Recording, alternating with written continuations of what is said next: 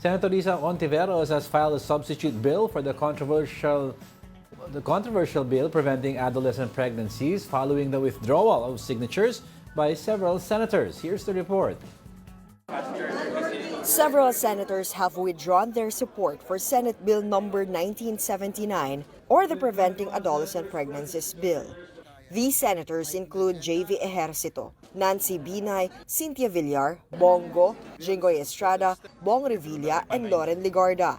In a letter addressed to Senate President Chis Escudero, the lawmakers requested the removal of their signatures from the committee report, while emphasizing the need to address the rising teenage pregnancies in the country.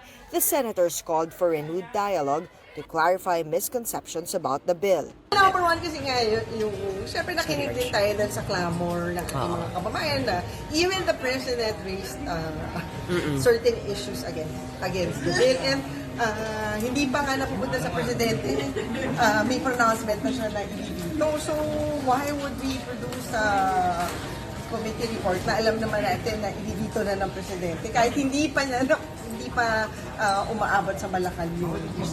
Para sa peace of mind ng lahat, in fact, we're contemplating on withdrawing, no?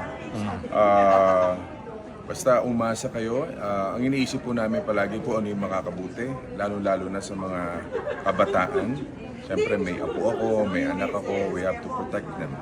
So umasa kayo na kasama nyo kami sa laban na yan. Villar clarified that she withdrew out of respect for the concerns raised. Senate Pro Tempore Estrada said parts of the bill do not align with Philippine values. Hindi ko alam kung ano yung international standards. So, upon review, medyo hindi ugma sa kultura natin.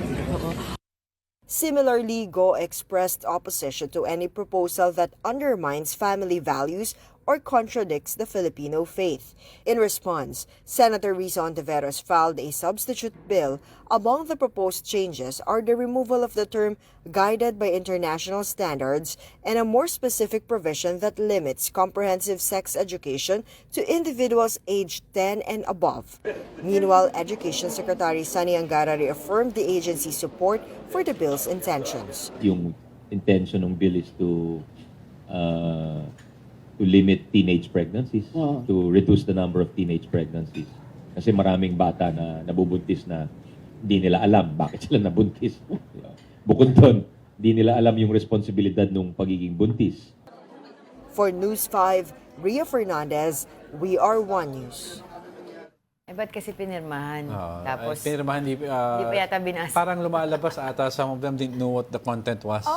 Until parang balo na lang yung karamihan ng issue. comment is upon review of what we read. Yung kay Senator Jinggoy naman, he reviewed daw yung international standards and what it was. Hindi daw akma sa kultura. I agree naman with the terms they're using na hindi akma sa pananampalataya at kultura because that's how usually laws should be passed based on culture and faith. Which is yun yung nakalagay doon sa bill na pinag-uusapan nila ngayon na yung CSE rather, 'di ba? Comprehensive Sexual Education ay ibabatay doon sa edad ng tuturuan at doon pa rin nakabase sa religious at saka kultura ng isang bansa. But no less kasi Senator Risa inadmit yung unang pinasa niya nakalagay doon with guided by international standards, and she admitted yun yung medyo blur yung line kasi yung anong international standard, kasi merong isang international standard sa Europe, yung European standard o yung dun sa UN, pero parang sinasabi nila ang mas doon sa UN ang pinapanigan. Kaya nga dapat we shouldn't base anything on international standards because we have our own culture and identity. Ganun naman kasi talaga, each country has their own culture and identity, so should base it on such.